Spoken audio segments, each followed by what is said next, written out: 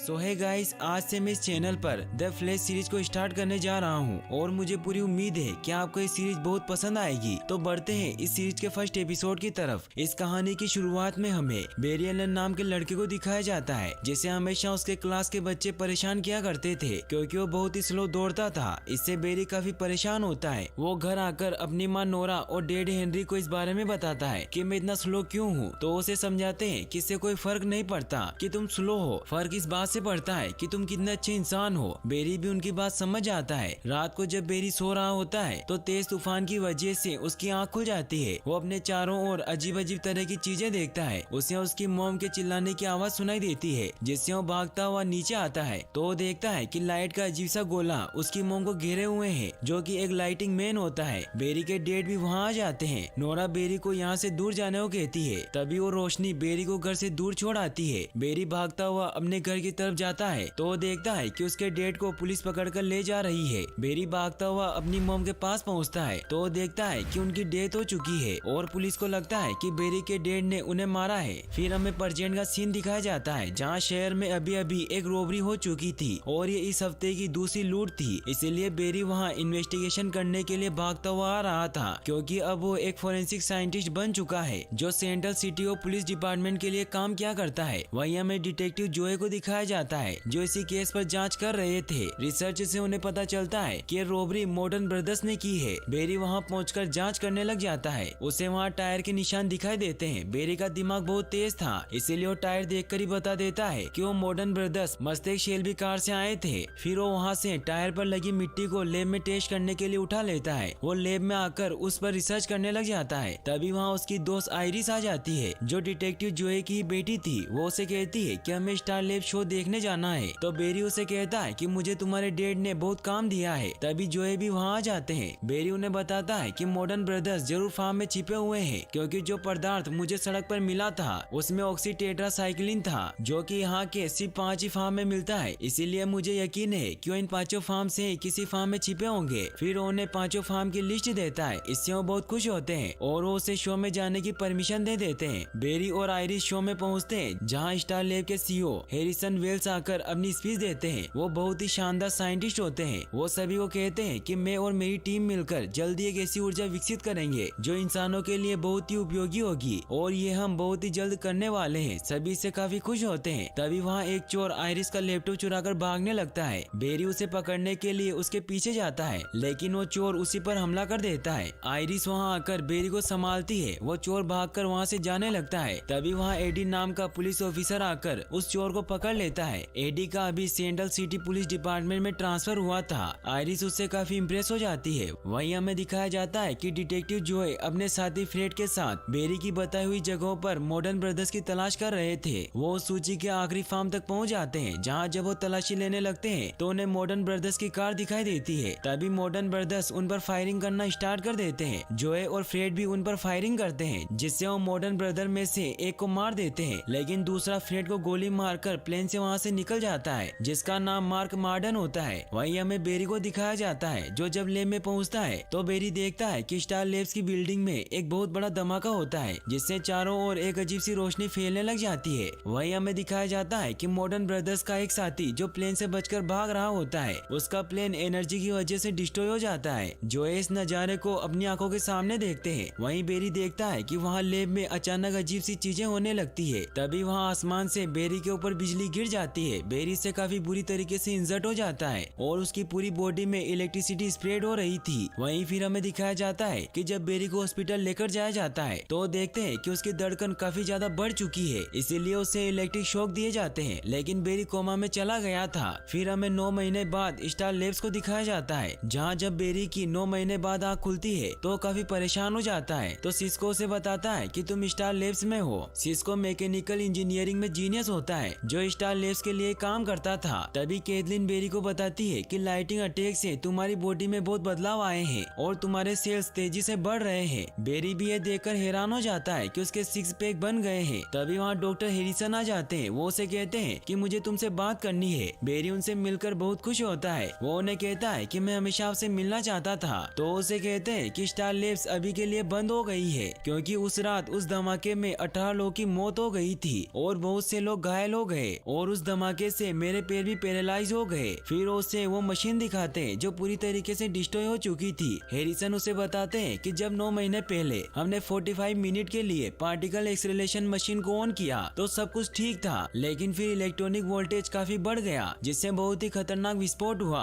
और वो ऊर्जा आसमान में चली गई जिससे स्टॉर्म क्लाउड का निर्माण हुआ और वही बिजली तुम पर आकर गिरी। बेरी इससे काफी सैड हो जाता है तो उसे बताते हैं कि जब तुम्हें हॉस्पिटल लेकर जाया गया तो वहाँ लाइट नहीं थी और डॉक्टर तुम्हारी बॉडी में हुए चेंजेस को समझ नहीं पा रहे थे क्योंकि तुम्हारा दिल बहुत तेजी से धड़क रहा था। फिर मैं तुम्हें यहाँ ले आया। आयरिस अक्सर तुमसे मिलने आया करती थी। ये सुनकर बेरी आयरिस से मिलने के लिए जाने लगता है। वो सब उसे रोकते हैं कि तुम्हारा अभी बहुत से टेस्ट करने बाकी है, लेकिन बेरी उन्हें कहता है कि मैं ठीक हूँ। ये कहकर वो आयरिस से मिलने के लिए उसके कैफे में जाता है। आयरिस बेरी को देखकर बहुत खुश होती है। बेरी उसे कहता है कि मैं बिल्कुल ठीक हूँ। तभी वहाँ बेरी नोटिस करता है कि वो बहुत फास्ट हो गया है जिसकी वजह से उसे हर चीजें स्लो मोशन में दिखाई देने लगी है। बेरी को कुछ समझ नहीं आता। वहीं फिर हमें मार्क मार्डन को दिखाया जाता है जो बैंक में रॉबरी करने के लिए आता है। इसका मतलब ये होता है कि वो उस रात प्लेन क्रैश में बच गया था और उस एनर्जी की वजह से उसमें वेदर को कंट्रोल करने की पावर आ गई थी। वो वहाँ अपनी वेदर की पावर से अटैक कर देता है। वहीं बेरी जोए से मिलता है। सब उसे ठीक देखकर बहुत खुश होते हैं। तभी उन्हें इन्फॉर्मेशन मिलती है कि सिटी बैंक में रॉबरी हो गई है, इसीलिए वहाँ जाने के लिए निकलते हैं। तभी वहाँ बेरी देखता है कि एक कैदी गन से पुलिस ऑफिसर पर अटैक करने वाला है तो बहुत फास्ट उस कैदी को नीचे गिरा देता है। बेरी अपने अंदर ये सब पावर देखकर काफी परेशान हो जाता है। जब वो बाहर आता है तो बहुत फास्ट रन करता है जिससे वो समझ जाता है कि उसके अंदर सुपर पावर आ गई है। इससे वो बहुत खुश होता है, लेकिन वो एक कार से जाकर टकरा जाता है। फिर वो स्टार लैब में हैरिसन को इस बारे में बताने जाता है तो फिर वो सब उसका स्पीड टेस्ट लेते हैं। बेरी जैसे ही दौड़ता है तो उसकी स्पीड देखकर हैरान रह जाते हैं क्योंकि उसकी स्पीड काफी ज्यादा होती है। बेरी को भी काफी मजा आ रहा होता है कि तभी उसे अपनी मॉम के विजन्स आने लग जाते हैं जब उस रोशनी ने उसकी मॉम की जान ले ली थी। इन सब की वजह से वो सामने रखे ड्रम से टकरा जाता है जिससे उसके हाथ की हड्डी टूट जाती है। बेरी को जब वापस लैब में लाया जाता है तो कैथलीन उसे बताती है कि टकराने की वजह से तुम्हारे हाथ की हड्डी टूट गई थी, लेकिन तुम्हारा हाथ कुछ ही घंटों में वापस सही हो गया।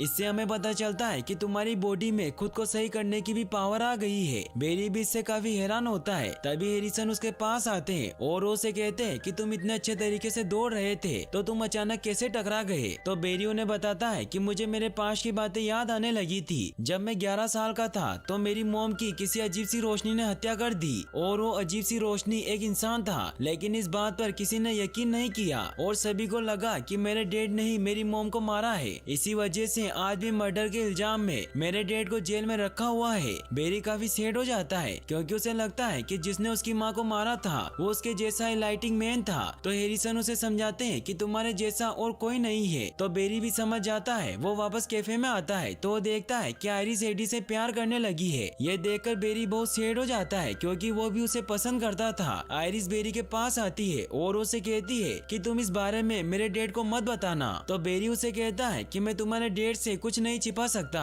तभी वहाँ बेरी देखता है कि मार्क मार्डन पुलिस से बचकर भाग रहा है। वो उसे पकड़ने के लिए उसके पीछे जाता है। वो फुल स्पीड में उसकी कार के पास पहुंचकर उसकी कार में बैठ जाता है। मार्क उस पर फायरिंग करने लगता है, लेकिन तभी बेरी उस कार को पलट देता है। बेरी बाहर निकलकर मार्क को रोकने आता है, लेकिन तभी मार्क अपनी वेदर की पावर से बेरी पर अटैक करता है, लेकिन बेरी उसके वार से बचकर दूर चला जाता है। थोड़ी देर बाद वहाँ पुलिस भी पहुँच जाती है। बेरी जोए को कहता है कि मुझे पता है कि ये सब मार्क मार्डन ने किया है, जिसमें स्टार लैब में ब्लास्ट होने के बाद से वेदर को कंट्रोल करने की पावर आ गई है। लेकिन जोए उसकी बातों पर यकीन नहीं करते क्योंकि उन्होंने अपनी आंखों के सामने मार्क मार्डन के प्लेन को ब्लास्ट होते हुए देखा था। बेरी उदास हुआ वहाँ से चला जाता है। तभी एडी वहाँ जोए के पास आता है और उन्हें कहता है कि बेरी सच कह रहा था क्योंकि मैंने जब उस रोबर का स्केच बनवाया तो मार्क मार्डन ही था। इससे वो दोनों काफी परेशान हो जाते हैं। बेरी हैरिसन के पास जाता है और उन्हें कहता है कि आपने कहा था कि मैं इकलौता मेटा ह्यूमन हूँ जो उस एनर्जी की वजह से इन्फेक्ट हुआ था, लेकिन ये झूठ है। तो उसे बताते हैं कि उस दिन जब वो डिवाइस ब्लास्ट हुआ था तो अनजानी ताकत हमारे शहर में फैल गई, जिससे पता नहीं कि तुम्हारे जैसे कितने लोगों पर इसका असर हुआ होगा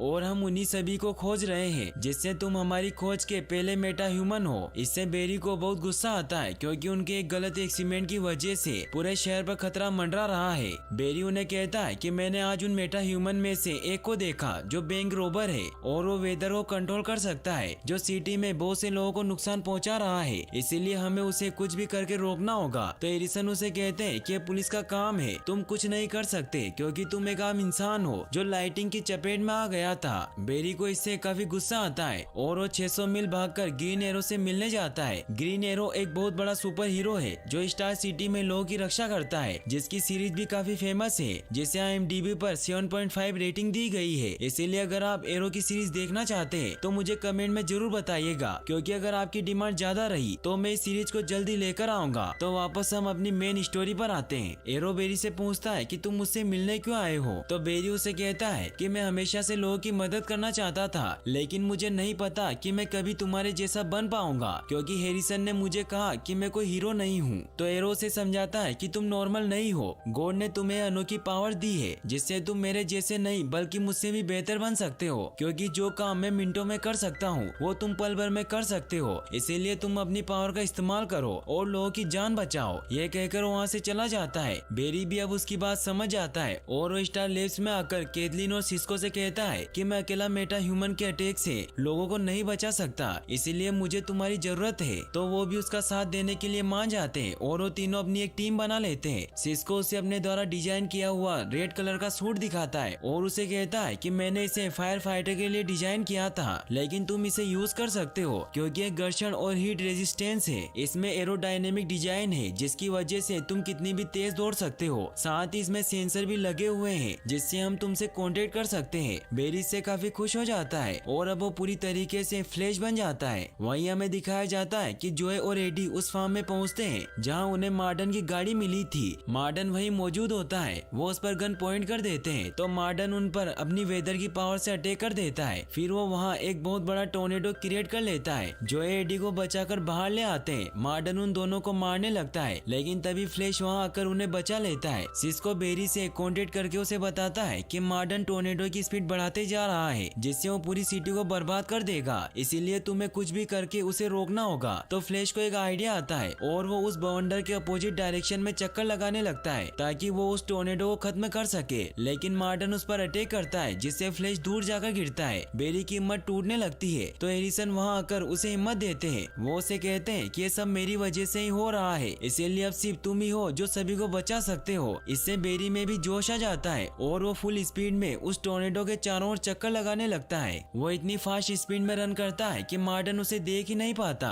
देखते ही देखते बेरी की स्पीड इतनी ज्यादा बढ़ जाती है कि वो उस टोर्नेडो को पूरी तरीके से खत्म कर देता है, लेकिन मार्डन अभी भी जिंदा होता है और वो बेरी पर गन पॉइंट कर देता है। लेकिन तभी जोए वहाँ आकर मार्डन को गोली मार देते हैं। बेरी की पूरी टीम इससे बहुत खुश होती है। अगले दिन जोए बेरी से माफी मांगते हैं कि मैंने तुम्हारी बातों पर विश्वास नहीं किया और अब उन्हें भी लगने लगता है कि तुम्हारे पिता निर्दोष थे, उन्होंने तुम्हारी मॉम को नहीं मारा। जोए उसे कहते हैं कि तुम्हें मुझसे प्रॉमिस करना होगा कि तुम आयरिस को अपनी शक्तियों के बारे में नहीं बताओगे। तो बेरी उनसे प्रॉमिस करता है। फिर हमें दिखाया जाता है कि बेरी अपने डैड से मिलने के लिए जेल में जाता है, जहाँ उन्हें कहता है कि मैं जानता हूँ कि आप निर्दोष हैं और मैं एक न एक दिन ये साबित करके रहूंगा। फिर हमें दिखाया जाता है कि बेरी अब सिटी के लोगों को बचाने लग जाता है और सभी उसे फ्लैश नाम के सुपर हीरो से जानने लगे थे। फिर हमें एपिसोड के एंड में हैरिसन को दिखाया जाता है जो स्टार लैब के एक सीक्रेट रूम में जाते हैं, जहाँ वो अपने पैरों पर खड़ा हो जाता है और फ्यूचर का न्यूज़पेपर देखता है जो 25 अप्रैल 2024 का होता है, जिसमें उस दिन ये खबर छपी हुई थी कि फ्लैश इस दुनिया से गायब हो चुका है। इसी सस्पेंस के साथ एपिसोड फर्स्ट एंड हो जाता है। और अगर आप फ्लैश का दूसरा एपिसोड देखना चाहते हैं तो कमेंट में जरूर बताएं और वीडियो को लाइक और चैनल को सब्सक्राइब करने के लिए आपका तहे दिल से शुक्रिया। Thanks for watching.